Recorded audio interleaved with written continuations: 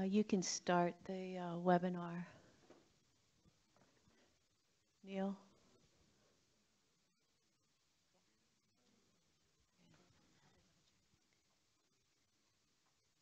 Good morning, everyone. Thank you for coming. I'm probably the only nice day looking at the weather forecast for the week.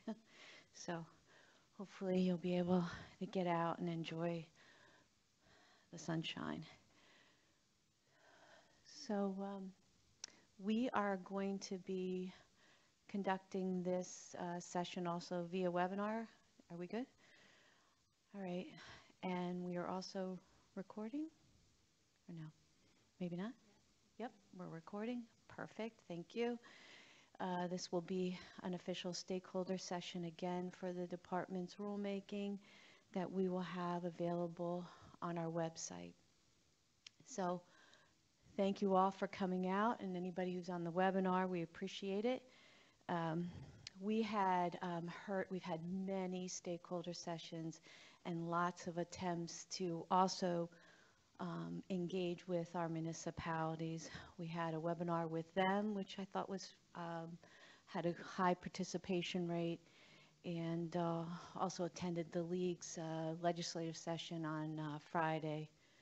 That wasn't quite as many individuals that we would have liked to have spoken to, but certainly was also another attempt to really engage as many stakeholders as possible. And what we've heard from everyone is that we still have a ways to go as a state in providing meaningful public access along all of our tidal shores. And what we also have learned through this journey and an examination, let me just back up for a minute. So on our team, one woman here to the right, or to the left of me, to your right, is Kim Springer. Kim has been a part of our coastal zone management program for 25 years plus, about that. Myself, I was originally started our coastal zone management program and then kind of took a tour around the state, learning our different land use regulations. And then also sat down with other longstanding team members who've been working in our coastal zone, urban as well as our beachfront and Delaware Bay shore. And what we all came back with after listening to what everyone had to say, looking at our regulatory journey, is we keep trying to fix this through our regulatory program. And it's not feasible to fix our public access deficits through that means, because we really, for the most part, the biggest things that we get in are single family homeowners on lagoons, someone doing a dock, small lots. It doesn't seem like that is what we heard people want. So our regulatory opportunities are on properties that don't provide the deficits that people want us to fulfill. So that said to us that we need to kind of step back and think about all the different ways that we need, all the different things we could do as leaders of our coastal zone management program to satisfy what we really all want to do, which is celebrate our public access amenities that we have in the state. So we decided through all these sessions and during the journey of the sessions that we need to have an educational campaign. We have a spreadsheet of issues that people have been bringing to our attention, working with our attorneys on answers to those issues, and that will be a foundation of a public education campaign that we want to undertake over this winter into the spring and then continue with it. I think the more that we all understand what the public trust doctrine means as individuals, as municipalities, as counties, as state entities, the better off we're all going to be. The other thing is that we can't just stop stakeholdering. We often do this as a state agency because we move on to our next big task, which is we stakeholder, we write a rule, then we go into our implementation mode, which is usually only through our regulatory program. And then we do these, oh, somebody has a question. We have to continue this stakeholder and outreach initiative, continue the communication, continue the dialogue. Once again, to see if there are new issues that are coming up, same issues, same particular areas that we're having problems that we have historically. We also recognize that we need to, as a state agency, develop a list. We're kind of calling it like maybe a state public access strategy on a regional basis, looking at the state and identifying public access deficits and public access opportunities. And that way, when we do issue a permit, we will have identified where there are areas that we could improve our public access, and perhaps the best way to accomplish it may not be on a particular lot. And this came really ringing true the other day. I happened to be on Doremus Avenue, and I felt like I was taking my life into my hands driving with all those large trucks. And I thought, how many of these properties would meet that exemption in the law? That would mean that they wouldn't have to provide on-site public access, and how many of them actually might have to provide public access. And I thought, is that meaningful access? Just to make sure, will anybody use it, or is it better spent, the public access that we may require them to provide on that site, off-site, in a downtown area where people who live in that community might be able to better experience, if they want to experience a connection to their tidal shores, be able to have that experience. We also realized through this process that we really need to improve our outreach with our municipalities and our counties. State, municipalities, and counties own real estate along our tidal shores. And I think there are untapped opportunities at those locations. And if we can improve our dialogue with them, I think we can also improve the opportunities as we identify where those deficits are. Everybody says, or many people commented, that Island Beach State Park is a great public access experience. We need more things like that. We also have heard some creative solutions, such as utilizing our back bay areas to be able, maybe perhaps, to provide the public access amenities that might be needed. I live in a town, and I'm going to brag about the Tuckerton Seaport, has a ferry service that runs from the Back Bay area to Island Beach State Park. And they have plenty of parking at the seaport itself. And they are providing trips back and forth to the Long Beach Island. And then Long Beach Island has, I'm going to say, a bus that runs up and down the island. And I just started to think, you know, maybe there's more things like that that we could better utilize. And once again, that particular property is owned by a nonprofit, but there might be other ways that we can satisfy some of these parking and other stressors that we heard are being experienced. So I wanted to give you that background of what we've heard, and maybe our action items moving forward, to maybe frame up expectations that perhaps people think that we can gain from our proposed rule. Now, I'm going to go into the, you remember this slide. We are still on target to do the rulemaking proposed this winter. probably more like January 2020, looking at the way things are going right now, with an adoption in the winter of 2021, which is what is expected by the legislature. These goals are still the same.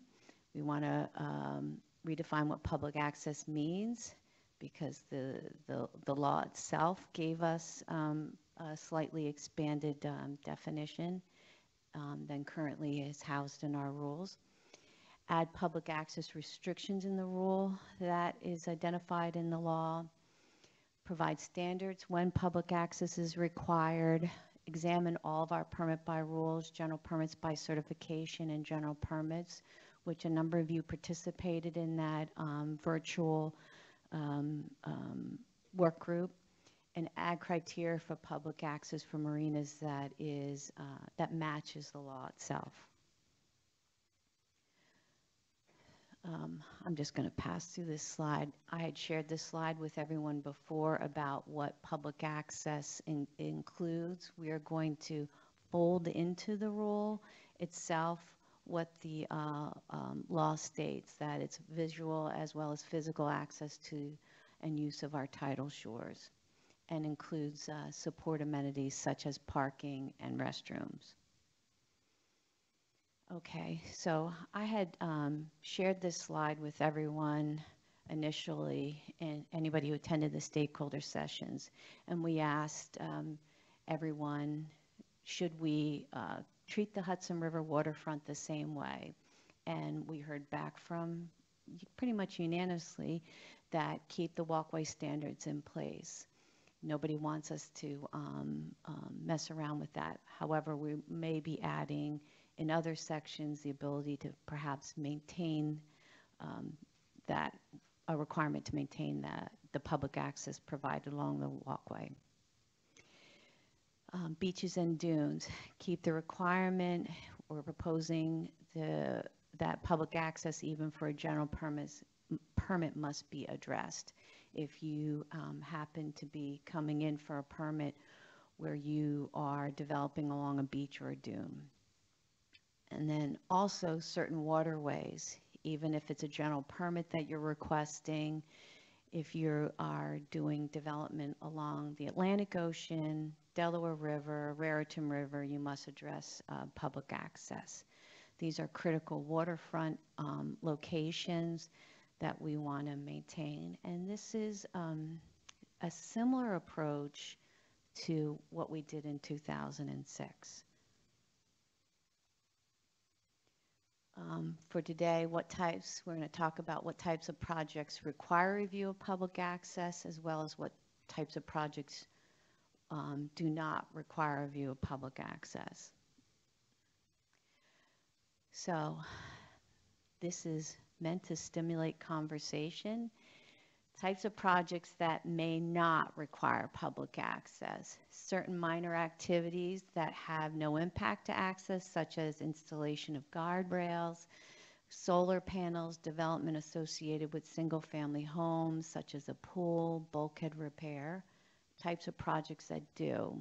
Development of a single-family home along the Atlantic Ocean, Sandy Hook Bay, Raritan Bay, and the Delaware Bay Shore.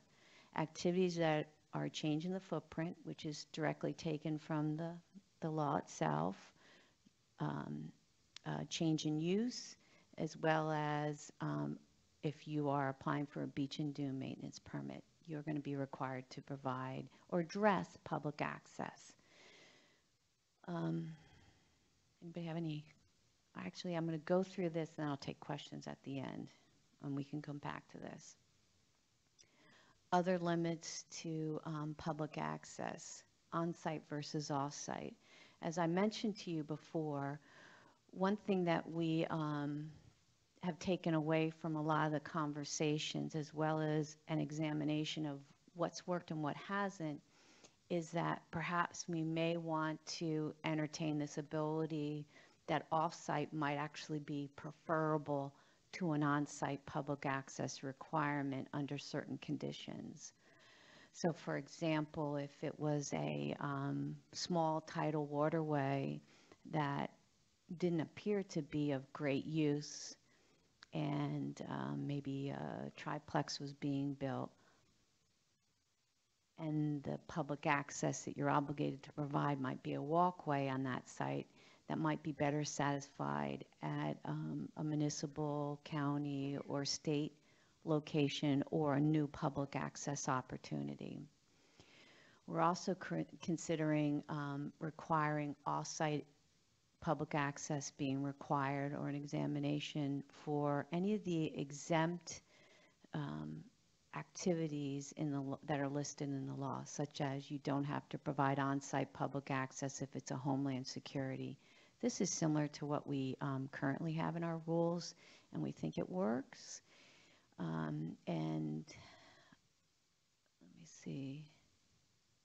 Okay, so if we were to require off-site access, we're looking at the law itself has this language about equivalent. It's housed in the marina standards, but we thought that it had the right idea. Our rules currently have a structure like this, that if you can't provide it on site, it's not feasible. You have to go off site in the same municipality within, and if there's nothing available in the municipality, an adjoining municipality, but in the same county. And then we have this other idea that kind of has come up a number of times, and that is a fund. That maybe some of this could be satisfied through a contribution into a fund, similar to what we do with our wetland mitigation program, and that fund money could be used to sponsor public access in create a public access destination is really what we're looking for. And once again, this goes back to identification of public access deficits and opportunities, so that perhaps this fund would be used to satisfy those deficits in locations where there's an opportunity in that regional area to accomplish it. Our goal here is, once again, to get at meaningful public access. And we're thinking that this fund might be a way to accomplish it. There is still, I mentioned it in other stakeholder sessions, that there may be issues with establishment of a fund, and really want to take people's thoughts on, if we had to do some kind of legislation, what people would think about that, and if they would support something like that. We do believe that this might be the key to getting more meaningful public access. And I'm just going to maybe tell a quick story. We have kind of done this through our regulatory program. We've had projects where the public access that an applicant could provide wasn't going to be very meaningful, and probably continue perhaps a long-range conflict between the homeowners who would be using the property and the people who may want to try to use the public access. And we had established like an escrow account, and then those dollars were used to do a more meaningful public access project in that same municipality. And we think that that worked out real well. It was a better public access amenity than what could have been accomplished on the site.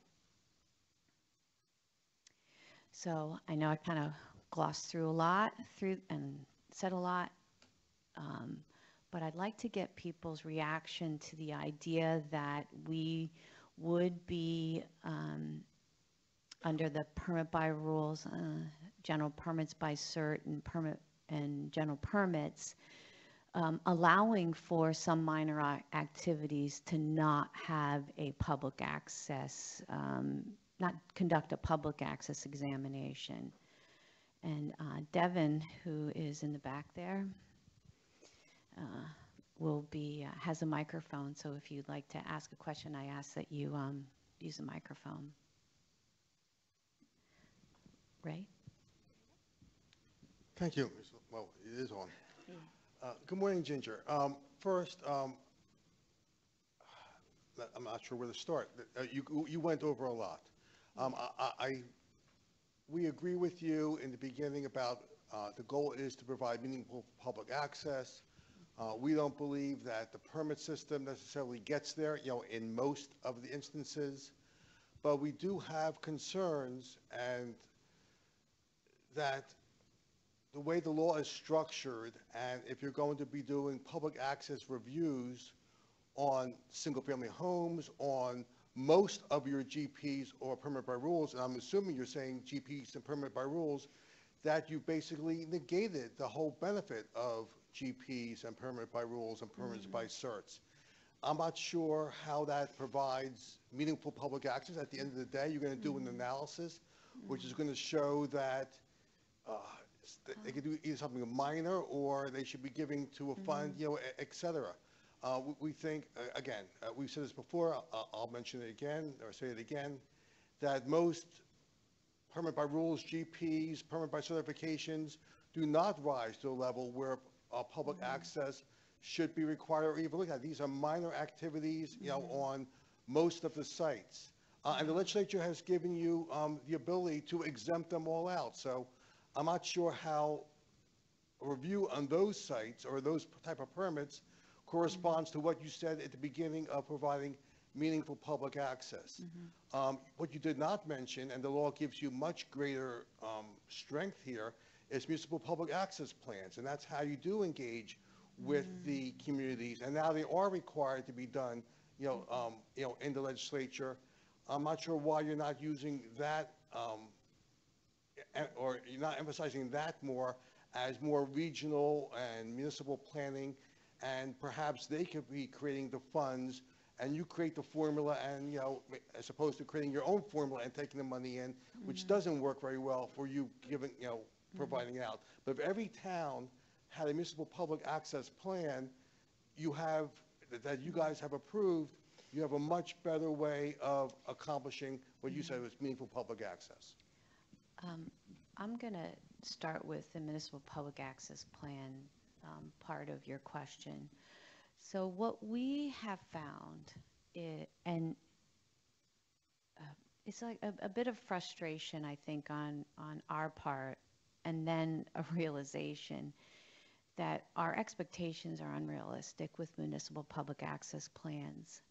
I think they play a role, but they're not the only way to satisfy and address public access. It depends on the municipality and what their desires are in their municipality. I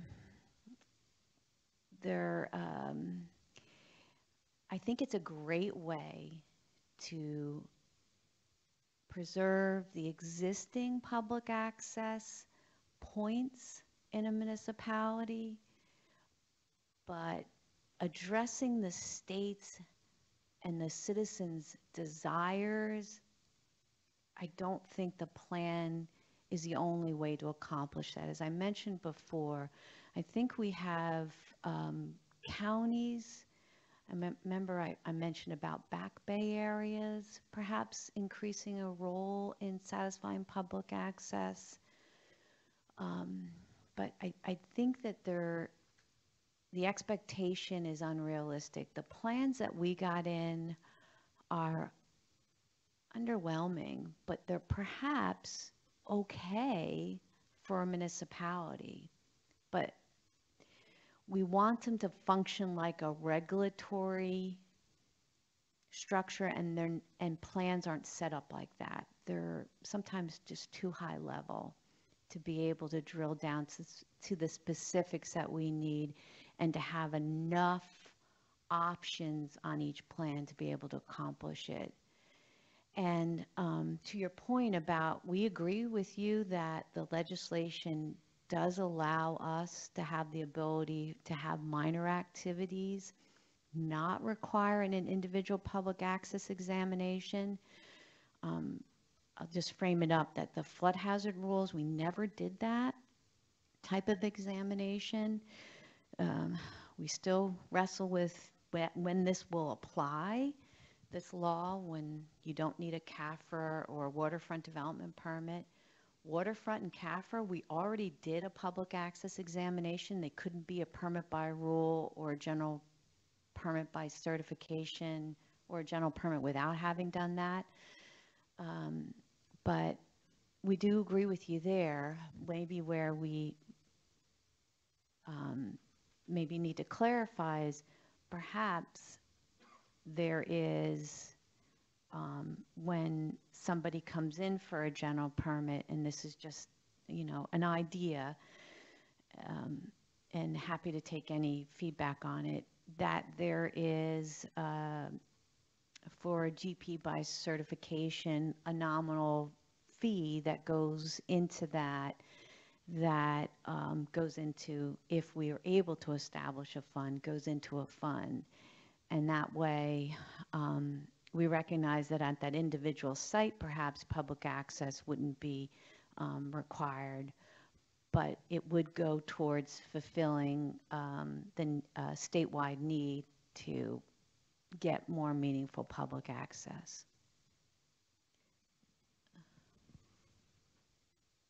Thank you. Steve. Hi, Ginger. Hi. I had a question and also a comment to follow up on what Ray was saying and to follow up on the topic. But the question is, it wasn't clear to me in what you just said. Mm-hmm. Is the department considering changing its current exemption for a single-family home under a GP, under coastal? Because currently the regs don't require public access if you're coming in for a GP for just one single-family home. And that's a rule that's been in place for several iterations of the coastal rules, most recently readopted, as you know, in September 2007, post-Hackensack Riverkeeper, in which the department did a thorough analysis of public access under the public trust doctrine, and in its regulatory history spells out, we think, a very thorough basis for not requiring public access in that instance. We would be requiring it for single-family homes only under the circumstance if it's being developed. We're proposing, I should say. I shouldn't say we are. We are. That's part of what today's about. As I put here on the right-hand side, if it's a single-family home being developed along the Atlantic Ocean, Sandy Hook Bay, Raritan Bay, or the Delaware Bay Shore, then there would be a trigger to do to look at public access.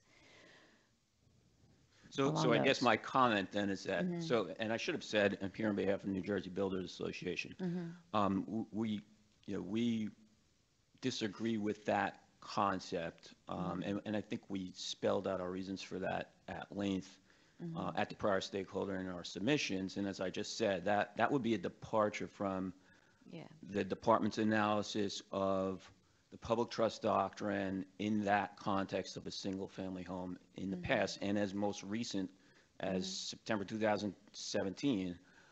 Furthermore, on a broader basis, while we agree with the concept that you spelled out of certain activities being minor in nature, minimal, and not requiring an individual public access review, we think single-family home falls in that category. But on a broader basis, what the law, this recent legislation requires, is that the department, in connection with its rulemaking and permit decisions under its rulemaking, implement its decision-making and permits consistent with the public trust doctrine. And so what does that mean? And what that means is what the courts have said and established the public trust doctrine to be over the span of many years. And so particularly in the context of a single-family home and the issue of access across a private property that may be near one of these water bodies. The courts don't say, and the public trust doctrine doesn't say that there has to be public access in every instance, and this law doesn't say that. So we think what should be imposed in the regulations is something consistent with the law that makes it clear public access is not required in every instance that DEP issues a coastal permit or a flood hazard permit. There has to be a threshold analysis of whether there's already existing meaningful public access to serve the demand.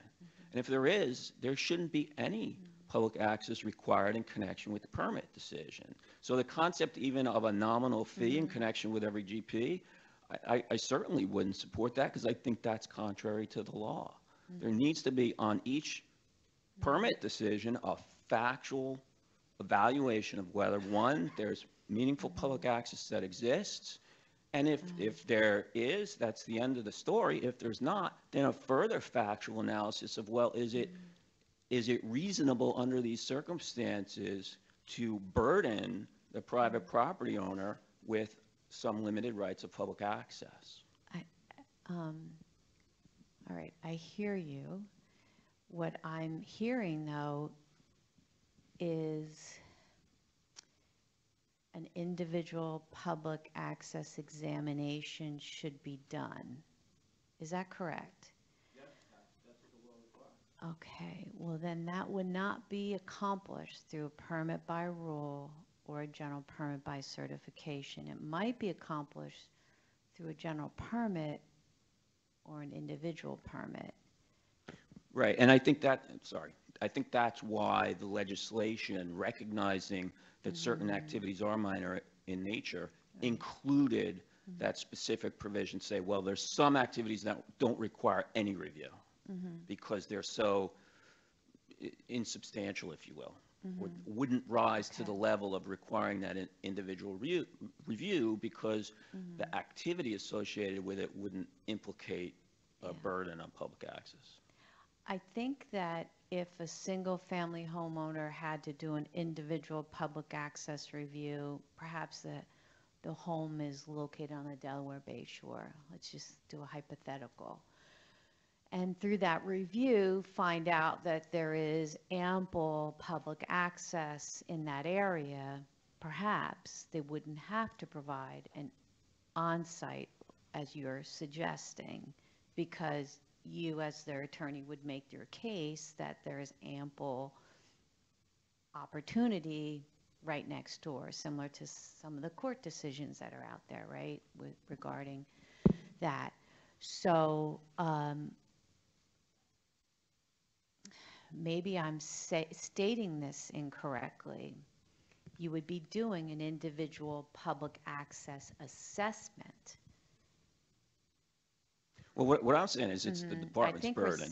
Might be saying the same to do thing, that assessment. But where we're, I think, differing perhaps is you seem to be, and maybe I'm misunderstanding you, I think you're suggesting more things should be an individual permit review. No, what I'm saying is that the department's task is to implement the law, and the law is what the courts have said it is. It's not a per se, every permit that's issued requires that public access be provided. That is not what the Matthews v. Bayhead decision says. Right. Particularly, and I'm focusing on behalf of NJBA with respect to private property that is near either the ocean, tidal waters, and where there may be an evaluation of access across the property to get to the beach. Right. The law doesn't say that there's a per se requirement and obligation for public access on those private properties. So when I'm hearing that the department is considering, a requirement for funding with every permit by rule of GP, even if it's a nominal fee, or that public access be provided off-site in every instance, to me, that's not consistent with the public trust doctrine. It's really the department's burden to evaluate would burdening this private property owner applicant with some public access requirement be reasonable under the circumstances, looking at the facts, looking at whether there's already meaningful public access available or not, and looking at the other factors that the courts have spelled out. So from our standpoint, the rules need to be clear that it's not a per se obligation. Okay, all right. Thank you. Hi, Ginger. Grant Lucking Hi. with NJBA. the law says that the department has to look at the scope of a footprint change in order to determine whether public access requirements are being necessitated. We thought that the GPs, PBRs were a good way, a sort of bright line to determine whether or not that scope would sort of trigger something. So I was curious as to why the department went a different way and decided that, you know, a single family home would sort of trigger that bright line as opposed to what's already been established through the PBRs. And then secondly, why these 4 water bodies were singled out as opposed to others. It seems a bit arbitrary, other than that they are the largest. Okay. Well, I think that, well, as I said to you before, we went on a journey. We looked at what we have done in the past, what we are currently doing, and the elements that maybe we felt were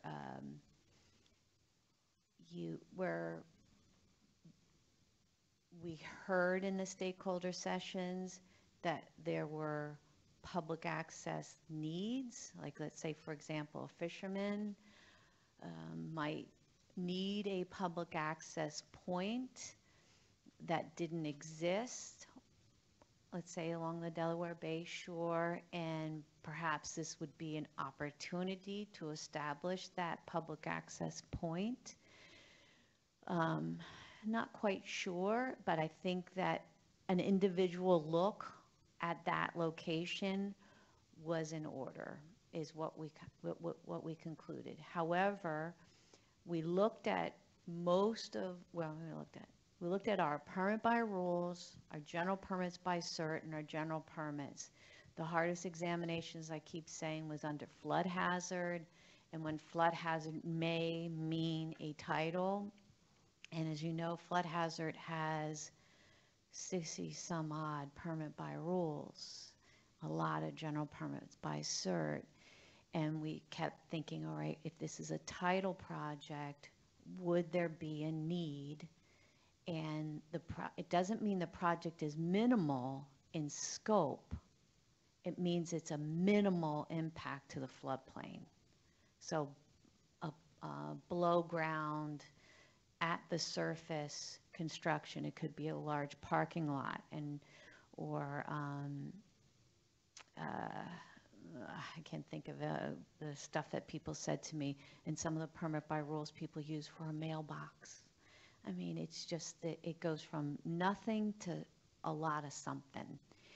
And so the potential to do a fee was really to release perhaps some of the pressure there may be to convert so many of these PBRs or general permits by cert to a GP or an IP activity when we know a number of people utilize them.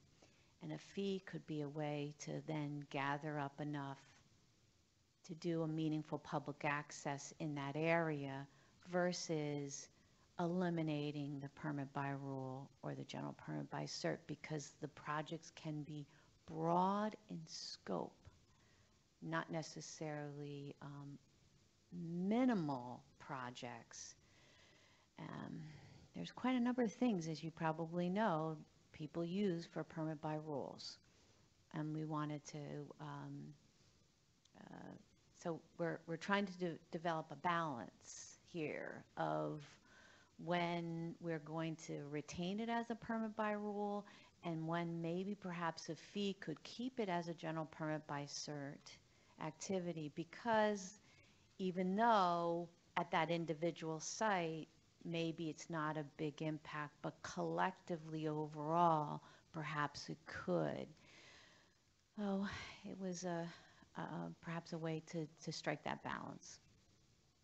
Tim, you had your hand up for a while. Yeah, Tim Dillingham, American Littoral Society. I guess just in response, Ginger, a couple of things in your presentation. I would hope the department won't sort of undersell the capacity of the regulatory program to advance public access.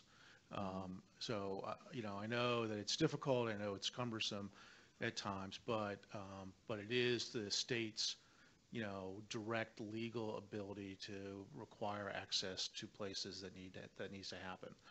I do think your idea, what I heard you sort of working towards, was the idea of a statewide public access plan, something maybe akin to the state comprehensive outdoor recreation plan that identifies places that are constrained, that meet the Matthews tests about where there is not access, and that could provide a template or a guide or some mechanism to help inform some of the regulatory decisions that are made. And I would support that. I think that's a good idea. I think the department needs to do more planning in support of the regulatory programs, but it's not a trade-off. It's not, let's not try to utilize the regulatory program, particularly in the way that this law has enhanced and expanded the scope and the requirements of the department. So I think, just on the comment about the municipal public access plans, the law also significantly changed, how those would be generated, sort of as a consequence or an outgrowth of the department's regulations, and put it back into the municipal planning, the MLUL, master planning process. So it's a little bit different approach to it being developed. I would agree with you that they were less than stellar. I think there's a huge resistance on the part of municipalities in particular to promote public access. So by putting them in that place and then making them a regulatory mechanism in relationship to the department's permitting decisions was clearly something the legislature considered and rejected in the way they rewrote this law. They can provide value, though, because obviously, if there were towns that are supportive of access, they could be good players in this, and they ought to be, but, the history is that they usually aren't, or more often than not. So I think that planning needs to happen at the state level. Breaking it up regionally is a good idea because obviously the coastline is very different, the needs are very different, the remedies or the approaches you might use to advance public access are different. So looking at it that way makes a lot of sense to do that. Obviously the law says, and we're supportive of the idea that there are really de minimis activities that ought to be allocated to GPs. We've given you input on that. I think the test is where where the department needs to utilize its regulatory authority to advance a compelling public need, which is to get people to the coastline. And that has to inform the level of review where public access is required. It's a very interesting idea that that individualized reviews really negate the ability of the department to use general permits in these sort of reduced or streamlined approval approaches. And I think when you think about the burden that you're going to have to wrestle with overall in your regulatory program, that's something you ought to take very seriously. I don't believe the law. I think the law, allows you to write general regulations that will define when access is required and when it's not. So I don't know that every single permit has to have an individualized review in that sense. But I do think traditionally, as you've approached it by category of activity, its impact on access in this case, clearly are the things that need to go into consideration there. I do think, the idea of offsite versus onsite could be a really appropriate tool to make available. As you know, the controversy was when we don't want to build access in Long Beach Township, but we want to send it somewhere else that doesn't necessarily meet the same access need. I mean, that's what becomes difficult. But the department did build and require a lot of good offsite programs in the past, primarily through industrial facilities or other ones, where there probably wasn't going to be meaningful access. So I think that's a good tool you should be investigating. I think you have the authority to do that under the law that was enacted in 16, I guess, or 17, after the court invalidated the department's authority. That law gives you both, the ability to require on-site and off-site public access. So I think it's clear you have the authority to do that. Whether or not the mitigation fund idea may require, as you said, new statutory authority. But again, it gives you the department flexibility to accommodate access when it's, when it's difficult in certain places. We don't want to have long stretches of the coastline with no access at all. But as we've talked about in the past, a dedication at a street end in a neighborhood may be more appropriate than putting it through an individual piece of property. Correct. And that meets the need. It meets, I would imagine if, you could construct scenarios where it meets the Matthews tests and those types of things. A mitigation fund might, allow you to do that. It's going to be difficult to manage it appropriately, and I think that's going to be a challenge. I mean, we have other, other comments. I guess the one thing I would just also touch on is that the law gave you tremendous authority about bringing your funding sources, whether that's the Shore Protection Fund or Green Acres or the iBank or perhaps HUD funding, to bear on these providing public access. And that's a real opportunity to use that better than perhaps has been used in the past. And to have it, if you had a plan in place and a really good analysis of what was needed, right, in terms of scale, in terms of the appropriate location of parking, you talk about Island Beach State Park and sort of the, innovative use of off-site parking there to support that kind of facility. Blue Acres is another opportunity. There's a lot of money in play, right? The state's got $43 million in new beach nourishment projects coming out in the next couple of weeks. A lot of money that could be used, at least in part, to advance public access.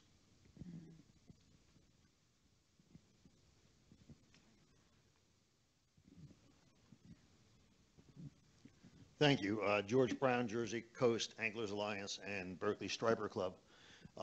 What I'm hearing so far, and what I heard in the last meeting, one of my questions is, and I've got a couple of them, one of my questions is this: what is the intention of the DEP regarding existing denials of public access?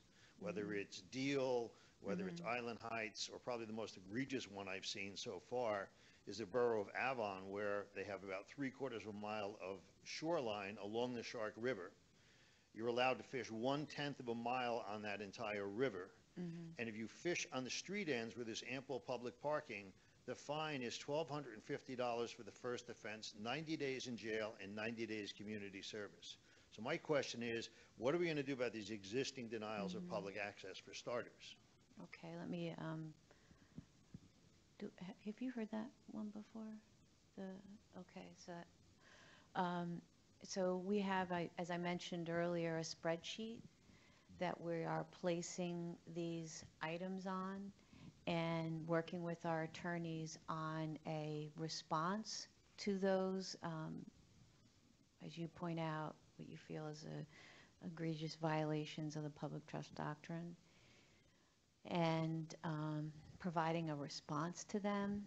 And then that becomes part of our curriculum when we go out in our education and outreach with municipalities, counties, and other interested parties, because we hear certain repetitive items come up that we think are pretty clear, that people don't understand. Maybe perhaps that, a beach badge is not needed to access the bay,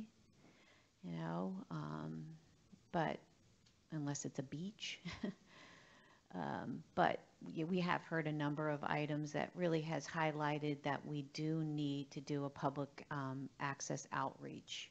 So yes, that is, as I mentioned before, what we heard is that we can't just stop. We have to keep this outreach strategy happening, this stakeholdering and conversation. And so as a stakeholder, if I go fishing someplace and I am told I have to leave because I do not have a badge, will that include how I file a complaint, and what will the follow-up be on the complaint so I get to be included in the response? The goal is to have a response to any of those complaints as they come in, and that we have it on our spreadsheet, what the response is, and if it's the same issue again, then we have the same response to those entities we had before. I think there are so many municipalities that do a great job at this. that say, come to my town. One thing I forgot to mention is we really want to celebrate the municipalities that do that. And we do have an opportunity through our website to showcase them as stellar participants and desire to have you come to their shore town, perhaps to go fishing or to go to the beach. Because there are a number of them that are, but we certainly hear similar names of municipalities that people believe or have stated are not as cooperative. The goal here is to develop a cooperative relationship with them. Is it possible to develop a model ordinance for towns to adopt, which will It's a great address idea. that? That's a Address great that? idea. I mean, we did that with Yes. Surfrider Foundation with Access for Surfing years ago. That's a terrific idea. And then a couple of things I want to bring up. You talk about Island Beach State Park. I'm in Island Beach State Park 3 to 4 times a week, every chance I get, whether I'm fishing, or I'm going down there with my grandkids or my wife, or I'm going down when I get back in the water to surf, or I volunteer down there. And the thing of it is, with Island Beach State Park, and I'm going to draw a parallel to Hudson County and the Hudson River, Island Beach State Park, Charlie Welch, the assistant superintendent, likes to brag, they get 1 million visitors a year. Island Beach State Park, on every decent weekend in the summer and any good day during the middle of the summer, will be closed. Access is closed. And access is closed for several reasons. One of them being they fill up the parking lot. Right. The other one is this year they ran into a situation whereby they could not hire enough lifeguards to safely guard the beaches. Right. So the concept of using an Island Beach State Park, while it's nice and it's a great idea, there are limits to the resource. The thing of it is that when we start looking at Island Beach State Park, I start comparing it to Hudson County because on a weekend, I have a beach driving permit to fish as a mobile sports fisherman. You get down there and it looks like a city. And it is wall-to-wall people and, you know, they're doing all kinds of things, which is great to see them using the beach. I worked in Weehawken. I was a battalion chief when I retired from the fire department in North Hudson. And I look at that area and how densely populated that is. And I used to, on my rounds through my battalion, I would go down the waterfront and I would go down to the piers. I'd see what people were catching, what was going on in the piers and things like that. And one of the concerns that I know the Hudson River Conservancy has is that there have been some people who claim that denial of access is grandfathered under permits. So the question I have is this, that we see both overt and covert denial of access. We need to have a streamlined process whereby a citizen can go someplace, find out what their rights are, file a complaint, and be included in that entire complaint process, so they know what's going on. Is the DEP considering anything along those lines? Well, those are really great ideas to perhaps set up at least a spot where you can email in at any time a complaint about public access, prevention from accessing our tidal shores. So that's a great idea. We'll certainly consider that. Okay, And can I just say one thing? certainly. Charlie Welsh is one of the best public access advocates that the state had. He is the reason for the Route 52 bridge. He worked closely with our DOT, and they, you know, to try to get public access along our bridges. He did that very often with municipalities, so it's great that he's still advocating for public access at Island Beach State Park. I can sing the praises of Charlie as well. I've worked with him a lot on the fishing programs. Yeah. And I think that the last concern I have is when you talk about equivalency, I just keep seeing the affordable housing program as becoming the public access program. And it doesn't work. It's a disaster. People walk out from underneath their obligations. And with what Tim said is equivalency is a nice idea, but not if it's equivalency in Ocean Gate as opposed to Island Heights. I think it has to be different depending upon the area. And I think identification of those deficits in a particular location. I think what we're going to find is that to our ocean front, we have lots of access, but you don't go there because you don't have a restroom or parking. So I think getting to the beach, if you are able to get to that point, is not necessarily sometimes the issue. And the conversation too often revolves around the beach. And I think along our Hudson River, Raritan River, Passaic River, all those tidal rivers, I think that's where we're going to find more deficits to be able to have that public access experience if you so desire.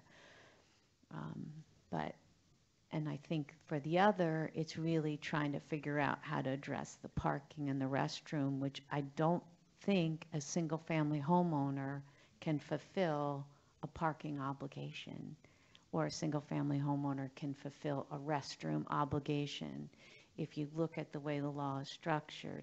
And that's once kind of bring it back to that whole idea of maybe collecting a fee. The fee could, cobbling together many of those little things, create something more meaningful, like the ability to create parking or restroom where we didn't have it before, so that those public access points that do exist could actually get utilized, or Island Beach State Park could develop off-site parking by purchasing a property and developing a program. And that's just, I'm just throwing that out there. It's not anybody's real idea. Just understand that Island Beach State Park is a great treasure in the state, as are some of the other county parks, like Berkeley Island Park is heavily utilized by the public, and it's a back bay park. So, yes, sir, up front. Oh, okay. You want someone else You to guys, go first? yeah. Okay. Because I think we even have people online. No, okay. But we'll come back to you, Ray. Up front here, Devin. Oh, okay. Dan? Good morning. My name is Dan Kennedy from the Utility and Transportation Contractors Association. Those that spoke before have clearly more expertise in subject matter area in terms of the nuances of the public access doctrines and whatnot. I'm going to focus my comments on when the DEP, after this process concludes, that there are types of projects that may require a level of off-site contribution from an individual project. I'll make this observation on behalf of the utility contractors who build and transport, that build the bridges that traverse our back bay areas to the Atlantic Ocean. Also, as a visitor and somebody who enjoys these areas, those investments in public access and transportation, I think, provide the state residents the biggest bang for the buck you could imagine. So therefore, if there's any strategy that's done at a state level, I think that strategy needs to at least have one of the components being close relationship with the transportation agencies of the state, to make sure that early in the design process, not at the end, but early in the design process, the aspects of public access that are built into transportation are included, and those contributions can supplement the costs, because right now it's the Transportation Trust Fund that bears the almost entire brunt of those investments for public access, and some would argue that there should be additional funds brought to bear for this also important public aspect. So I just encourage you, if that's a direction you're going, to work with your transportation agency partners to loop them in early and often. And that would be, I think, the result, the projects that we bid on would have these well-designed transportation solutions that have public access accoutrements in a way that can really facilitate and maintain, not just facilitate the construction, but maintain those assets moving forward, because we don't want orphaned public access sites. And if you do it through this way, you may minimize the amount of orphaned public access sites that aren't being maintained. We talked about, you know, if we were to have some kind of fund that it could be used to help with restoration of public access points. And your point's taken. I mean, the Route 52 bridge, if anybody has gone to it, is just a model of the great things a state agency can accomplish with public access. It's heavily utilized. Every time I drive over it, there are people running, walking, and then people utilizing the fishing piers that they created there. So it's a great compliment to our state agency for doing it. And I think you guys won an award for it as well, right? Didn't DOT win some kind of award for? I think so. I think Miriam had mentioned that. Yes, sir. John Toth, New Jersey Outdoor Alliance and JCAA. Is there some way that DEP could focus on these outstanding violations, as George just brought up? It sounds like, you know, we're going to do this spreadsheet and kind of look at these violations. So, because there's some of them, and George has pictures of them he sent to you all, and it's so egregious. It's so, you know, it's a lot. What I'm saying, there's a lot of frustration with anglers.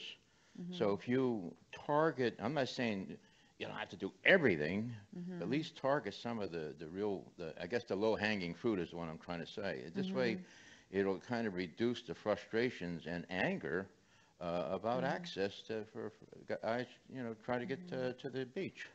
I think a takeaway that for me, and I'm sure the rest of my team here, is that we should have a separate conversation on that with our enforcement team and any interested stakeholder to give you a sense of where we're headed. And I'm going to also manage some expectations. Some of the things that we have had reported, we have our attorneys have said that may not be something that we can do.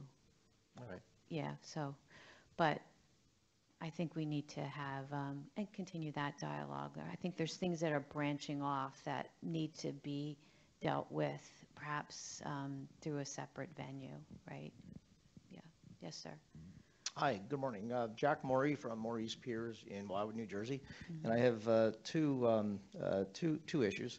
One is access to amusement piers. Our amusement piers are, by nature, we want the public badly on our piers. There are times, however, that it is dangerous.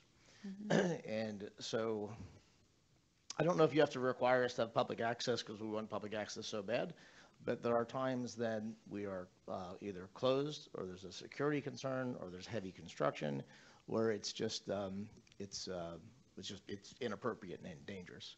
So I don't know if any of the legislation or laws deal with that, but I feel strongly that it should. We have 4 piers. One of the piers is actually it does have entertainment on the front of it, but the back of it is completely closed off because it's entirely in a maintenance facility that feeds the other piers. There's actually a boneyard on the back of one, so it's a bit of a hazard.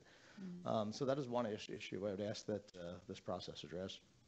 And the second is Wildwood, because of its very wide beaches, has some really great opportunities that it's taken for really big events. Just recently, there was the Race to Gentlemen, which is essentially now a global event, people coming in from all over the world for the thing. If you haven't been there, I'd recommend you going. It's really cool. We put on some soccer events. There's 20-some thousand people in town of that. And so on one hand, Wildwood beaches are free, and it is appropriate for the Wildwoods to have certain fees associated with these big events. And we have no issue with that. We use the public trust doctrine in many of our conversations, but we use it so that they don't overreach. So if all of a sudden, now I know that they can't sort of profit from the events. They can only offset fees. But I don't know that it's clear enough, because as we begin to go into yet another negotiation with them on what are the appropriate fees, several years ago we saw a 10-fold increase in fees. We are now seeing another 10-fold increase in fees. And when you get so the next group of officials, all of a sudden it's let's knock on the Morys again. Let's get them to pay more. So there doesn't seem to be clear enough. It doesn't seem to be clear enough in the regulations to sort of cap those kinds of things to make sure they're appropriate under the public trust doctrine. Thank you. Well, I was just going to say, Wildwood, I think, is one of those municipalities that really embraces public access. They try very hard. They have great bathrooms, handicap. I mean, it is a great example of a community that really celebrates people coming to it. And my kids love the piers. I've spent quite a bit of money there. Anybody else back there? Front here. Hi, I'm Carol Katz from Katz Government Affairs. I'm here today for the Maritime Association of the Port of New York and New Jersey. I wanted to touch on your slide indicating that you're considering Offsite. access for exempt facilities, such as those that have to file a security plan under the Maritime Transportation Security Act. Yes, ma'am. You had a question mark next to that, and I know that we also had a question mark about that because that was an area that there was not consensus on in the work group that met prior to the passage of the law. That was sort of an issue that was put aside to be dealt with another day. We would have concerns if you're considering requiring off-site access via regs to facilities that are otherwise exempt, and I guess my question is, where are you with that? What did you have in mind? Okay. Any detail around it, or are you just musing about it? And Well, if we were to have a fund, I think that would be something we could accomplish through a fund, the offsite. well, I guess my question is, what's the trick if you have an exempt facility that would not otherwise, be required to provide on-site, and there's some question about off-site? What are you thinking about? Is it the same triggering events as, in other words, you're just there on your exempt site, and you're renovating it, you're doing something, I'm not Something minor, you mean? No, I'm not really, I guess not just, not more than minor. But An it's on the- individual permit? Well, I'm not a lawyer, and perhaps? I don't know I don't profess to understand permits by rule Okay. or cert. I guess there's a difference between whether you're doing something that is annexing a non-exempt site, which I think then maybe a case could be made. But if you're just there operating on your facility that has a security plan, I think we would be concerned that it's overreaching to then say, well, you're making a change that's more than a mailbox and more than, and therefore you have to go through this process of finding off-site. I'll give you an example. Let's say, I think you had one in there. It's a existing facility, and they're expanding their existing facility and taking over a piece of property that now is going to have that exemption, and perhaps there was public access associated with that. And now that's taking that away. That would be a great example of, we think that would rise to the level of needing to address that loss. Or you're expanding your footprint to a degree that at one point people used to, I don't know, see the water's edge from a public park, and now they can't. I think that that might be something, perhaps. I'm just throwing out ideas. But you're not talking about just expanding your footprint in a way that is not changing the existing, where there was some sort of public access and there would in other words, where there was already not public access, you're changing something. That's not what you're talking about doing, requiring offsite. I'm not saying that's not what we're talking about. That's what I'm hoping you're saying. That's what, I think there's a big difference so between those two. What you're recommending to us is that we don't do that. Yes. Right, yeah. That you don't require offsite access for just a change on a facility That already It's already exists, that's exempted, already yes. exempt, that prevents Yes. public from accessing yes, it. yes. I hear you. Thank you. Up front here.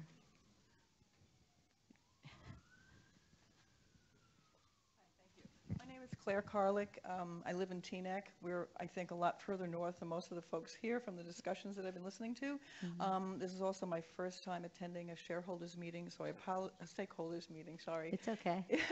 So I apologize for this simple question, but what exactly do you mean by meaningful public access? Does it mean destination points, meaningful destination points, or does it mean a continual shoreline accessibility? So that's the first question. The second question is, I happen to be a homeowner, single-family homeowner, with my backyard on the Hackensack River, a tidal river. And there's an organization in our town that would love to have continual access along the riverway. Unfortunately, there are about 17 private homeowners who will not allow that. We're also one of them, and the reason for it is there's no funding from our town. There's no support for a greenway.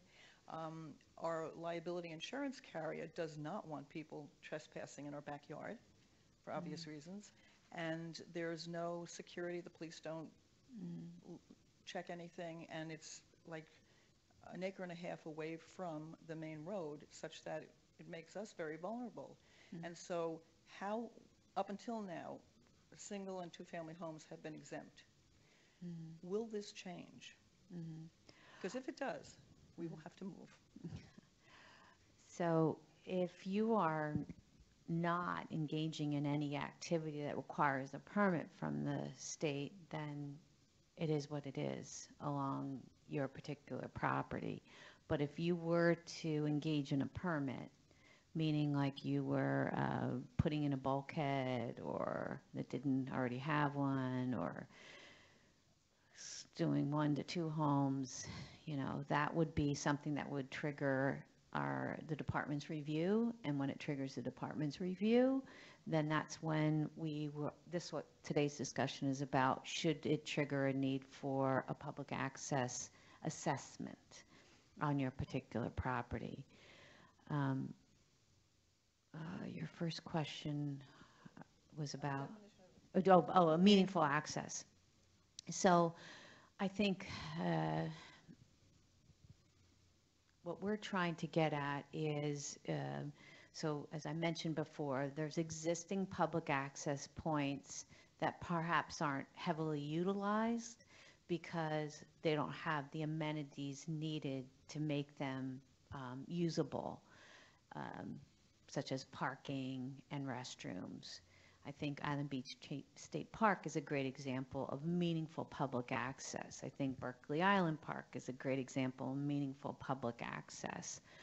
Hudson River Walkway is meaningful public access. It's a place where you can go, you can park, or you can take a bus to or a train to, and you can eat, you can use a restroom, but you can have an experience along our tidal shores. And when we were doing this examination, when we have these walkways down single-family homeowner properties that really just get to their backyard, people don't utilize them. And it's similar to the journey we took with wetland mitigation. We used to require on-site, under all circumstances, wetland mitigation, and we pushed really hard for that. And then we took a look at that and the success of it, and those sites got lost in the development. They were where the tree clippings and the grass clippings went to. They were forgotten about, and they really didn't provide the functional losses that occurred when the original take was occurred. And when we looked at those little postage stamps of wetland mitigation sites, we thought we really could get something more meaningful along a water body if we aggregated a bunch of these small onto one. And it's kind of the same idea, is trying to get at something a more meaningful experience, and really having that throughout the state of New Jersey to celebrate all the assets that we have. I want to, though, disagree with you with one thing, and that is the public already has a right to walk along that shoreline. Whether you like it or not, they do have a right. Do they have a right to cross your land to get there, to fish along and walk along the water? I think that's a question, but I think they probably already have that right to walk along, and how they get there, I don't know. I see attorneys looking at me like, man, you might be wrong. Might disagree. But I think they have a right to walk along the shore. Whether they have to do it get there from your house, I don't think that is a right. But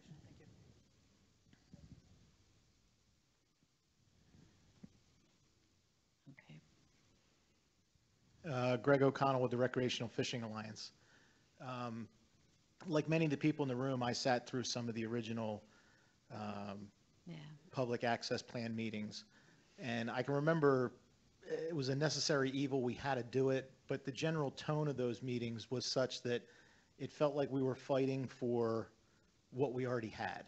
Mm-hmm. And it was just a means of trying to inventory existing public access points with the idea that we wouldn't lose any of those points going forward. So I think it's very encouraging to me and the anglers that we represent that the general tone of your opening today was that this new law and expanded definition of public access is going to allow us to pursue not just maintaining access points, but expanding and really building upon what we have in the state of New Jersey.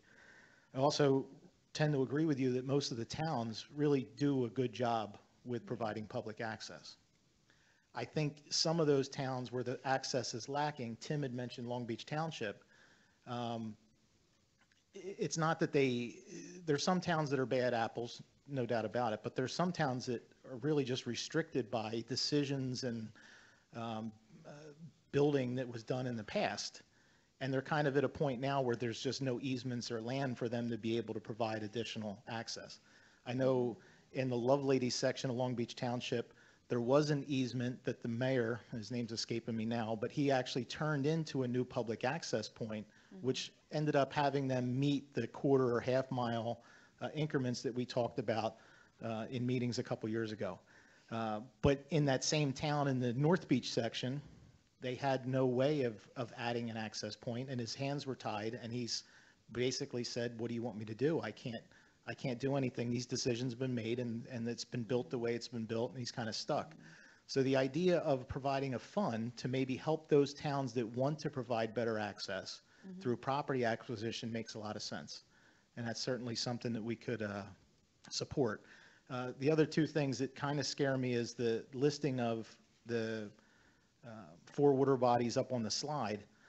If you live down in Atlantic County, I live in Atlantic County, I hope that listing of those 4 water bodies doesn't mean that we're not looking to require access on things like the Bass River, the Mullica River, the Great Egg Harbor River, because there's a lot of smaller bodies of water that as anglers or outdoors people, you know, we want to make sure we maintain access to all those smaller bodies of water also. And if there are exemptions for things like single-family homes, as you just stated, one of the bullet points I wanted to bring out, or I hope the DEP in these regulations can make a point with through enforcement, is that even if the access isn't required because it's a minimal activity, it doesn't mean that access to the shoreline isn't a public right. So that angler that maybe accessed the waterway by kayak and then maybe gets out of the kayak and he's standing in knee-deep water out in front of your house, he has every right to be there. He has every right to be along that bank and shoreline. And I just hope that when it, even though the crossing of the public or private lands, I certainly don't support that, but I hopefully through enforcement we can emphasize the public's right to that shoreline. We never made it back to Ray, right? Round 2. Round 2? So what I've heard, and I think I've heard this from you and just about from every speaker, is that we need better and enhanced and meaningful public access. We need plans at a local and state and regional perspective. I've heard we need better enforcement and understanding and education. So when, you know, the fisherman takes their kayak or however they get, you know, into the Hackensack River, that they have rights to, you know, to be there and to access, you know, those tidal waters, which, you know, I don't think anyone really disagrees with, and that's been the law since Justinian, and we all know that. What I have not heard and this is why I'm still confused about some of your earlier comments, is how requiring a single-family homeowner to do something on public access provides any meaningful or additional access. It seems to go to what you said, that what we've learned is when we require these minimal types of access things, it doesn't, no one uses them, and at the most, it's going to create more regulatory problems and enforcement problems. You're going to be getting calls. Joe Carroll down the road is not allowing me access across his backyard. He's having a barbecue. He's like, you're setting yourself up for that without anything meaningful coming as a result. I fail to see where any GP, or almost any GP, permit by rule, which by the way you don't even have to come to the department for, or permit by certification, having them do any analysis or provide any access serves the greater public benefit. It only bogs down your regulatory program, which you spend decades to try to make efficient and worthwhile. The whole reason you even have a GP or RP or a permit by certification is that these are minor, insignificant activities that are not impacting the public's right. You know, when I hear you talk about maybe they could pay a minor fee, and I'm not sure how you even define what minor is on a particular project or a particular point, you know, it seems you're just trying to make lemonade, out of lemons. It's not serving anyone's benefit. When the department was successful in providing public access, the Hudson River, it was a major planning initiative and undertaking. Newark's Waterfront along the Passaic, it took tens of millions of dollars. I'll take you just very quickly back to the 07 rules, where you were requiring permittees who, like the one, Carol had mentioned before, who were doing something minor on their facilities to pay, cut a check for $10,000, cut a check for $50,000, and send it to Newark. Well, who knows whatever happened to that money? You don't know what happened to that money. Probably nothing ever happened to that money. But it took millions of dollars, in a concentrated and a planning effort working with the town to provide that access. So we're just suggesting, don't fall under the same trap again. Again, the enforcement works, the planning works, the larger projects work, all those type of things. Education works, a statewide plan works, protecting street ends work, a lot of things work. The GP, RP, permit by rule, single-family homeowners do not work. It's been the department's experience. Again, I would just suggest, don't fall into that trap again. Thank you. Glenn? Good morning. My name is Glenn Arthur. I'm the chairman of the New Jersey Council of Diving Clubs. My question is on the recent restoration of our beaches from Sandy Hook all the way to Cape May that was paid for with 100% federal dollars. Now we are in replenishment mode, where the formula is a little different. If I'm not mistaken, it's 65% federal, 35% non-federal sponsorship by either the municipality and the state, both sharing that.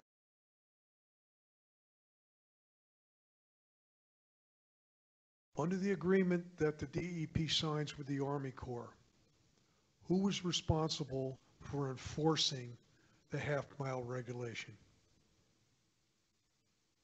The state.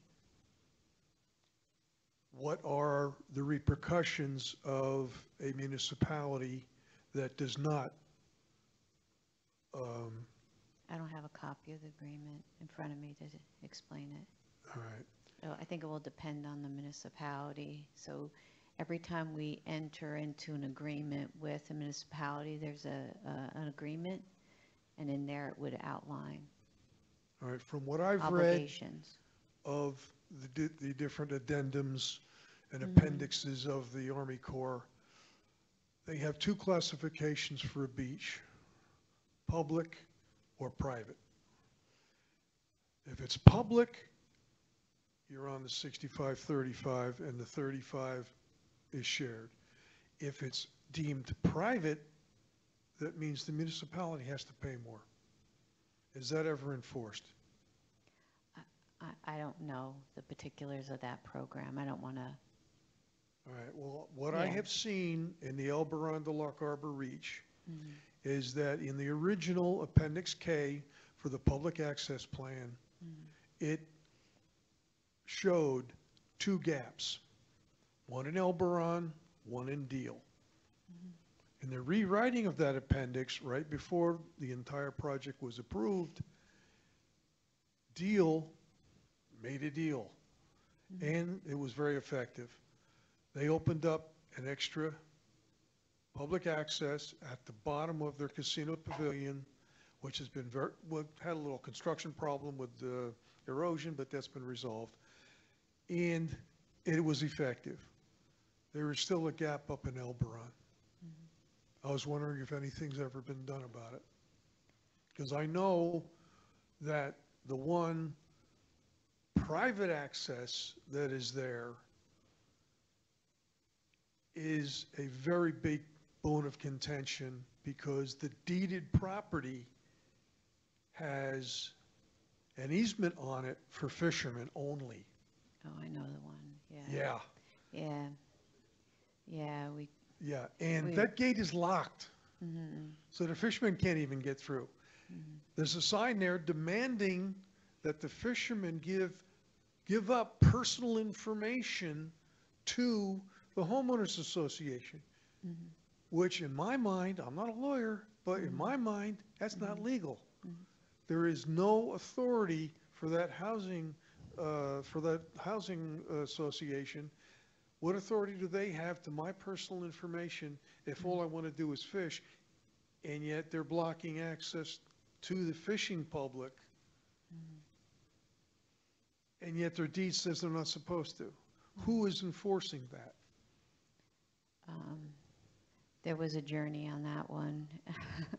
I'll say this, that so this is, I think, a great example of after we explore further into it, that we did not have any ability to enforce that, at least at one point in time. We can certainly look at it again with this new state law in mind, but I think we're going to come to the same conclusion, that it is to And be yet- administered at a local level, so it's the municipality that you need to be interacting with. And yet that gap, 0.64 miles, still exists for public access. Now, granted, there is no parking in that area. The town has seen to that, and physically, I agree with them. They're one-way streets. You're lucky if you can get a fire truck down it in bad weather. My question is, what enforcement can be made if that is deemed private? Is that municipality going to have to contribute more, or is this just going to wash under the bridge? Can I ask you to email that question, that specific question? We can add it to the spreadsheet and we can get our coastal engineering office to answer that specific question. I appreciate that. About The other Elmont? question I have is, can I get copies of the PPA? The Project Partnership Agreement? If it's a public document, you I'll have to absolutely do can a through Oprah. Oprah. Yeah. Mhm. And what's interesting is I found a memo through searches online from the Army Corps that mandates that they make it available online. And yet I go to the New York district and their library is unavailable. Okay. Thank you. Len brings up an interesting point, and that is very simply, with the beach replenishment projects everywhere, we're seeing that the beaches have extended past the mean high tide line that existed. And we're seeing locations where we have perpendicular access to the ocean, but we're seeing denials of parallel access to the ocean. An example of that is the Funtown Pier, which was successfully burned down several years ago. And now if you go there and you go up Stockton Avenue and you go to walk on the public beach, it's fine. You go over the dunes and you walk on the public beach. If you go to turn north to walk up that beach, there is a snow fence that runs down pretty close to the water line. And on it, it says, no trespassing private property. How are we going to treat parallel access, especially in areas where the beaches have been extended? So you're trying to cross under the pier? The pier does not exist at all anymore. It's empty beach. Oh, okay, all right. But one day you would like to cross under the pier when it's built? Then I'm rebuilding the pier right now, right? So right now, if I wanted to go fish that beach, sign saying no trespassing, private property. If I were to walk in that beach, I would probably have a security down and tell me. Okay, so what we can do is take that as a comment, because that's a nourished beach, so I don't think that's something about that doesn't sound right. Okay. So before, I don't know, what time, how are we doing on time? And do we have anything? Nope, okay, good. I want to talk about this idea of a fund. If we were, I'm recognizing, hearing what people are saying, that minor activities should remain minor, but the ability to perhaps pay into a fund if, for example, there is a loss of public access occurring on the property, replacing it on site might not be feasible for some reason, and then maybe putting money into a fund is a possibility. If we had to do legislation, is there anybody who would be against that, or is it people would be against it because they don't want to see us, whatever, charging a fee? Steve? Thanks. So that was a perfect segue, because that's why I was Okay. raising my hand before you started the I read your conversation. mind. Yeah, and so in the instance where, as you set the stage, if there's been a determination that there has been an impact or will be an impact on public access, and it's appropriate in that instance to condition an approval on some public access requirement, and for whatever reason, addressing public access on site wouldn't necessarily be appropriate or feasible, I think the fund concept makes sense. What makes, and as we expressed in the earlier, stakeholders for NJBA would be supportive of that concept. What I think is an open question and gives us some pause about fully getting behind it is, well, the devil's always in the details. What does that mean in terms of the compensation to be made for the equivalent impact on public access, and how do you value that? So, you know, the past iterations of DEP's rules that were overturned had a formula in them that was pretty draconian and, you know, led to some very high numbers and burden on permittees in terms of monetary compensation. You know, the wetland mitigation analogy makes me nervous too, because I mean, I've had, and others have had, experience in that context, and it can be a great mechanism to from a practical perspective, provide another avenue to satisfy the rules. But, you know, wetland mitigation, monetary contributions can be very expensive, particularly on a single-family homeowner.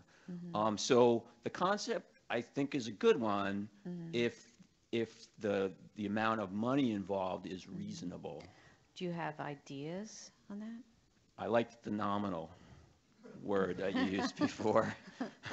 And I don't know if it's, I mean, I don't know if legislation, I mean, I don't know if the Shellfish Mitigation Fund is authorized by legislation. It's a rulemaking procedure.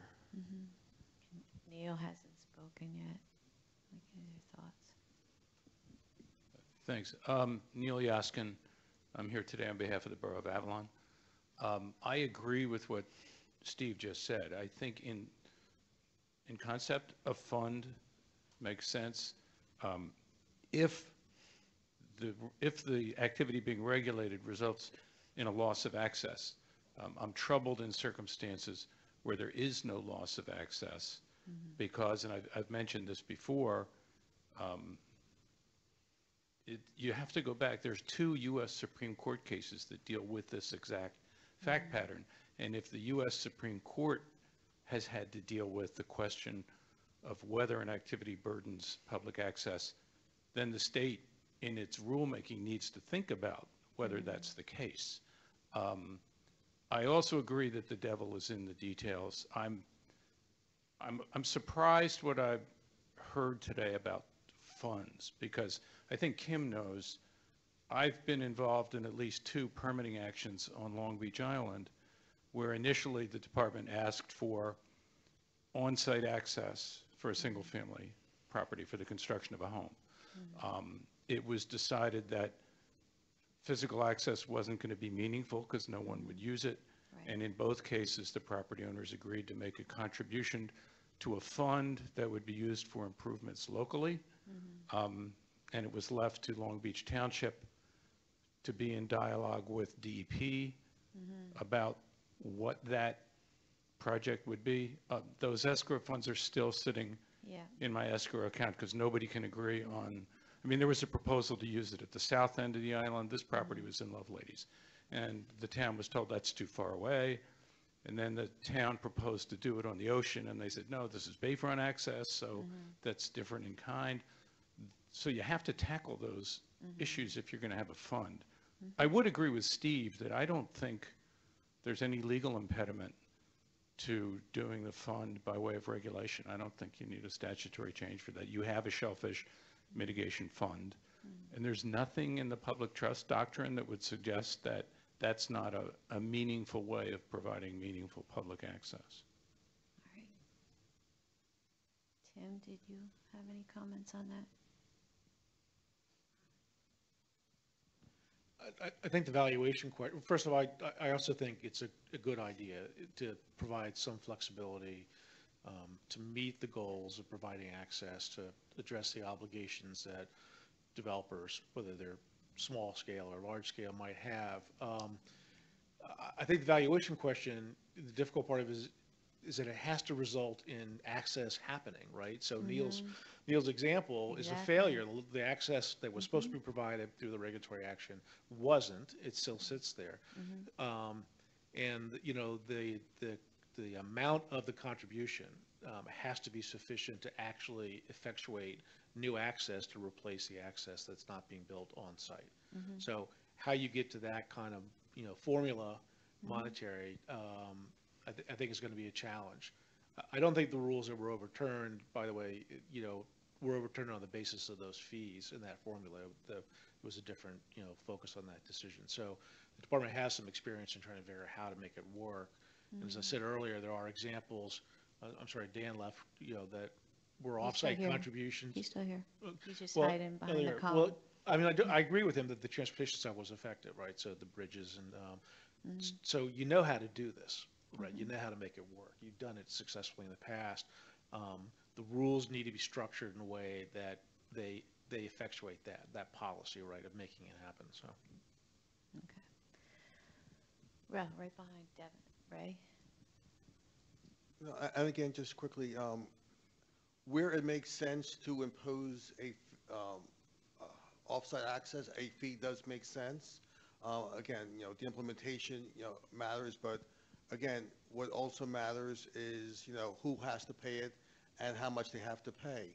Just a reminder that, you know, New Jersey permit fees in general are some of the highest, you know, in the nation. It's continuing complaint from the business community, and if we're just tacking on to the cost of getting a GP for a bulkhead, another few $1,000s or whatever the number happens to be, it's just driving up the cost, you know, of everything in New Jersey, and that's not a direction we should go to, unless, again, you know, it's meaningful, unless it's essential for that project to provide access and it's to be done off-site. But just to check a box that it's a GP, we're collecting a fee, it's going into a fund, does nothing other than just harm, you know, the business and cost of living in New Jersey. Here and then you. Okay for funding, but in the writing of it, to the, for the funding, the legislation part of it, there has to be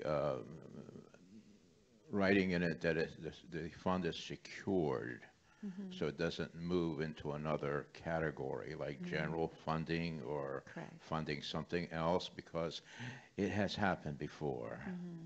Yeah. Yeah, Neil?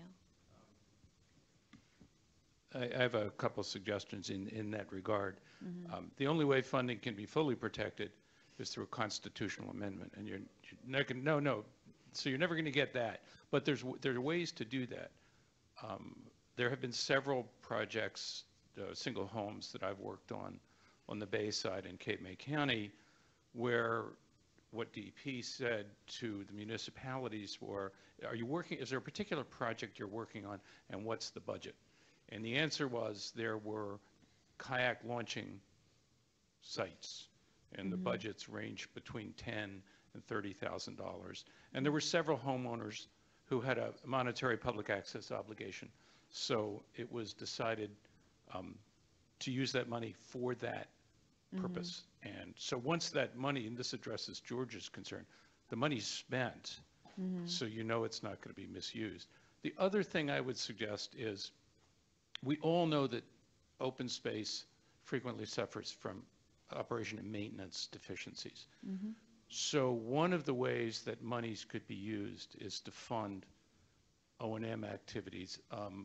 Going back to what Dan was about the Route 52 bridge, I drove on to Long Beach Island Saturday, and there's new and enhanced access to Cedar Bonnet Island. Yes. And there were a lot of cars there, and there were a lot of people out walking on the island. I've never seen that before in my life. That's a wonderful amenity. It is. And it does the kind of things you're talking about. It enhances people's understanding of public access and the area that surrounds them, rather than use money for a capital activity. Now, I don't know who maintains that site, but we know there are going to be issues with signage, with maintenance. If public access funds could be used for O&M activities, and you figure out some formula other than that very complicated and onerous formula that you have in your rules, I think that's a better use of monies in those cases in which the fund is going to be used. Okay.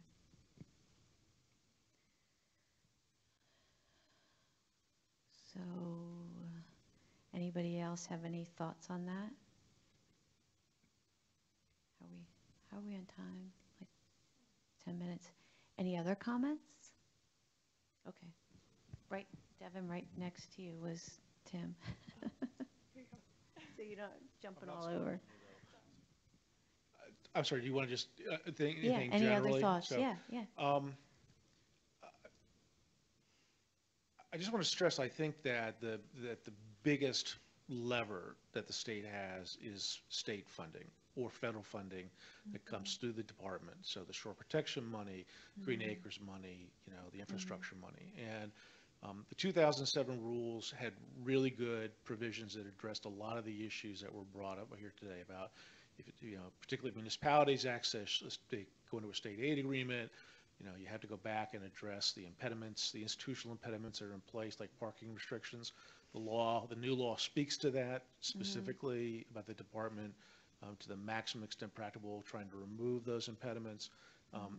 The rule structure is very good there. There's the enforcement question, to go to George's point about what do you do after the projects are built. So I would hope that this rule, this set of rules will address that. I think there's a lot of good ideas there that have already passed muster, so to speak, and that go to a lot of the issues that we really should be relying on, right? Street ends should not be abandoned by municipalities, which happens all the time, right? And they provide access. As you know, we're in litigation with Deal. It happens at Seabright. It happens all over the place. Those are, traditional points of access which serve the neighborhoods, which serve local folks. The fishermen, the surfers, as they travel up and down the coast looking for opportunities, use those. We should not be allowing municipalities to abandon those to adjacent landowners and locking off that. And we should use the power of the state's money to do that, to work that into those agreements. And I think Cedar Bonnet Island was, partly that idea, right? There was a very conscious, we're going to enhance the access as we go through the work that's being done there. So I would hope that in this, you'll go back to those rules that dealt with the Shore Protection Fund, that dealt with Green Acres, and look at them in detail.